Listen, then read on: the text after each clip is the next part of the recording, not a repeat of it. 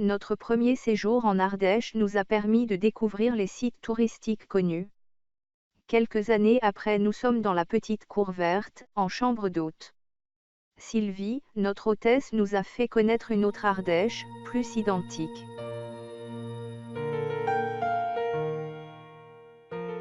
L'Ardèche a creusé dans le plateau calcaire, au cours des siècles, un des sites les plus pittoresques d'Europe.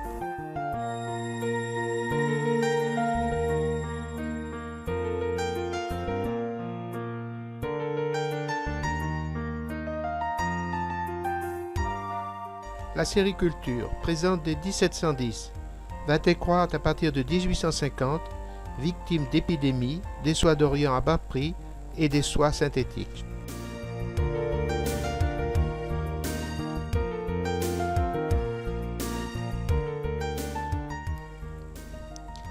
La veine d'Ornac a été découverte en 1935. Il est caractérisé par de grandes coulées en forme de buffet d'orgue, une salle haute de 50 mètres et 2 piliers blancs et ocre de 20 mètres.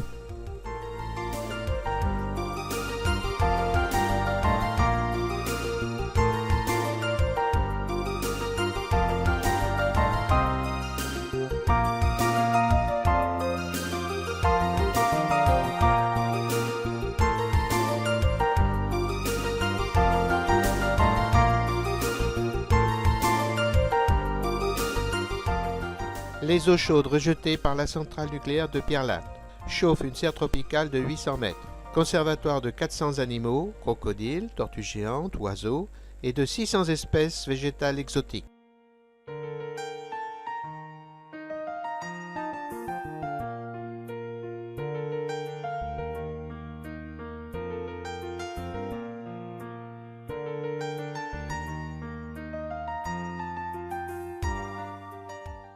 À Montélimar, un ancien de la base d'Aulnat a créé un musée de l'aviation.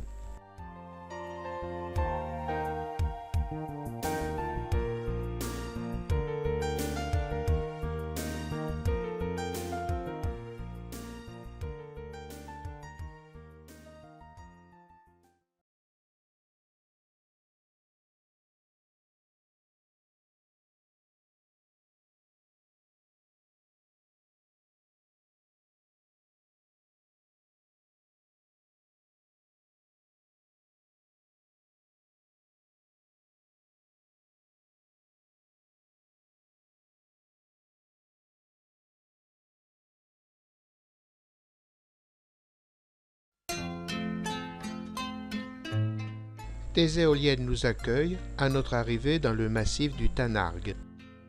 Nous arrivons à Loubarès, petit village typique à 1250 mètres d'altitude. Son clocher est bâti sur les restes d'une tour de garde. La Baume y prend sa source. Nous y avons pris un café. Taramis, dieu celte du tonnerre, aurait élu domicile sur le massif. C'est pourquoi la foudre le frappe souvent et très fort.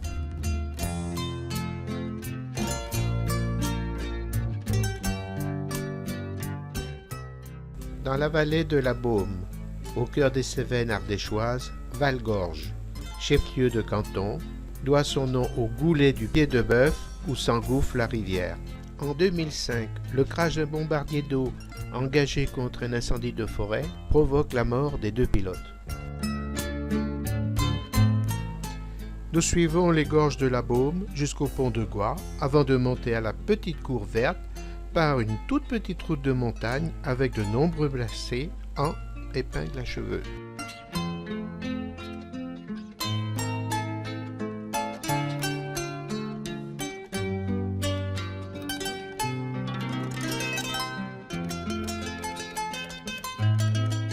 Sur la commune de Beaumont, au lieu-dit La Roche, la petite cour verte est une petite bastide du XVIe siècle, assez bien conservée.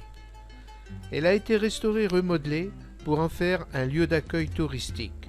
C'est un mélange harmonieux de vieilles pierres et de bois.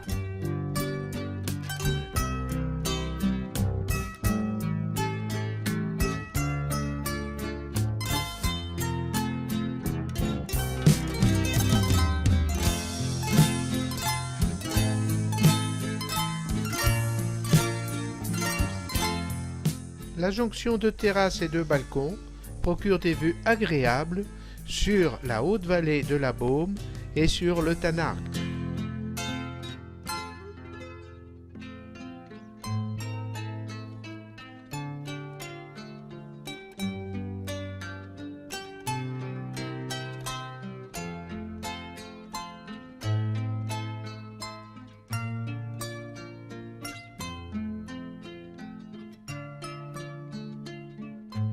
Sylvie nous a reçus comme si nous étions des amis de toujours. Chaque soir, à la table d'hôte, elle animait la soirée et nous servait des mets délicats, recherchés et raffinés.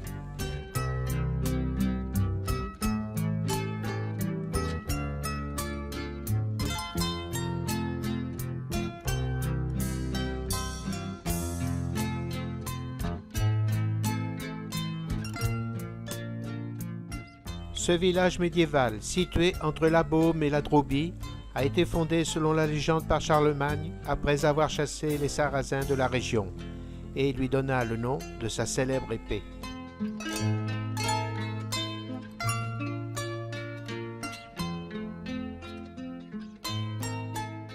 Petit musée très complet sur tout ce qui concerne la châtaigne, le châtaignier et les métiers qu'elle a engendrés.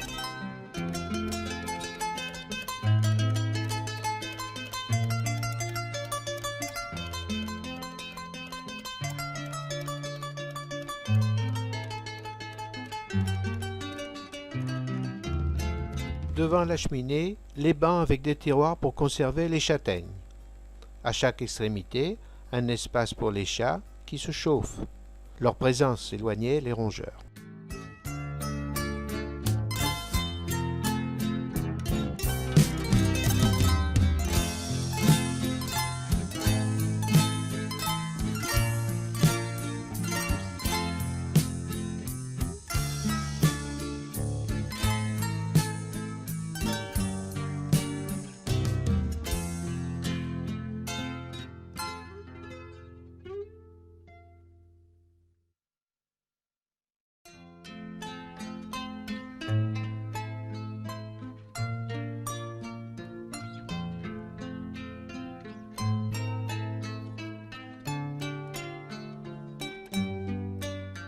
Ce village classé est habité depuis la préhistoire. C'est un site gallo-romain, une ville au Moyen-Âge. Dès la fin du XIe siècle, églises, monuments et habitations sont édifiés. Elle passe à la Réforme au XVIe siècle et retour au catholicisme en 1629. Les fortifications de la ville sont démantelées. Le long des ruelles, on rencontre des demeures historiques et des passages couverts. Un grand lavoir attend les lavandières qui ne viendront plus.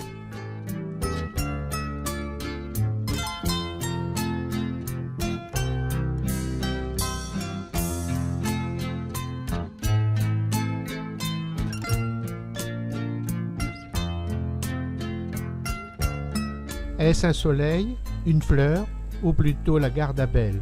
Chardon porte-bonheur, des plateaux secs ardéchois et aveyronnais.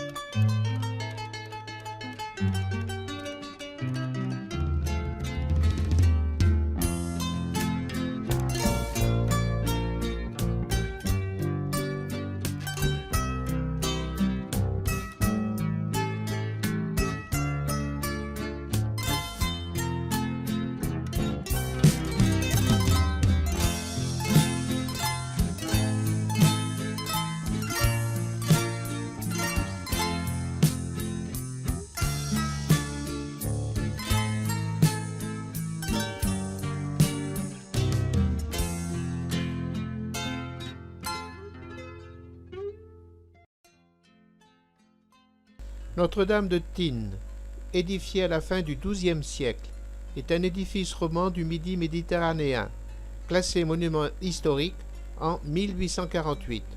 L'escalier monumental conduit au porche, D'un côté Jacques, de l'autre Jean et le Christ. La frise représente l'entrée à Jérusalem, la scène et l'arrestation de Jésus. À l'intérieur, le décor de la bichromie est exceptionnel, grès rouge et granit gris. Monument du souvenir de 9 maquisards tués par une patrouille allemande.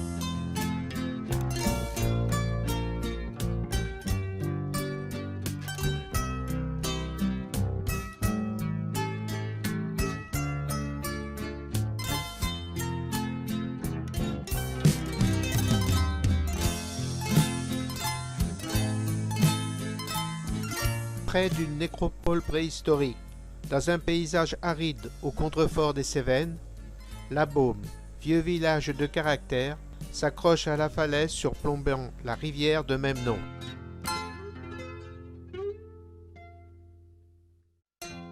Le pont submersible peut résister aux fortes crues de la rivière. À mi-pente, sur une petite place, dans une chapelle de l'église Saint-Pierre, sont exposés quelques objets sacerdotaux.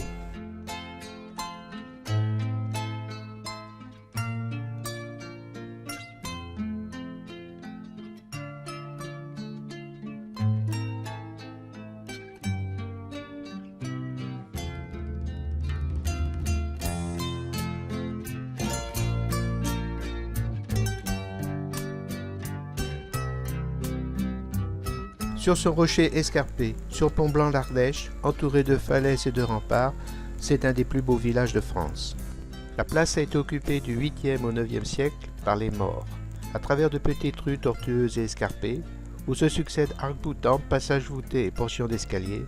On découvre des éléments architecturaux du 13e au 18e siècle, une église romane et la tour du château fort du 10e.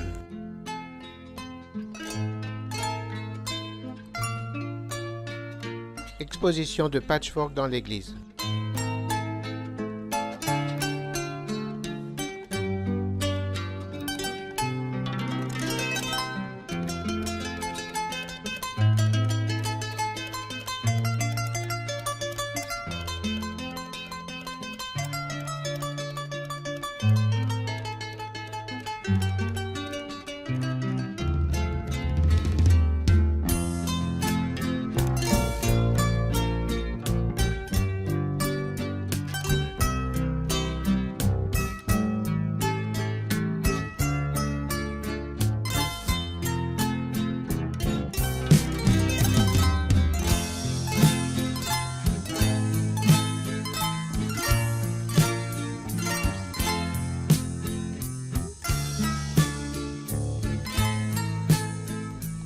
Sylvie nous a emmenés à l'heure de la traite des brebis et des chèvres chez Jean-Luc Vieillefort, son fournisseur de fromage à Castenay près de Valgorge.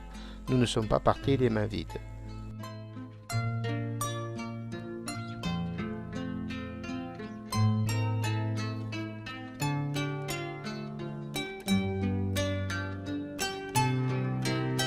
Dernier petit-déj à la couverte sur la terrasse.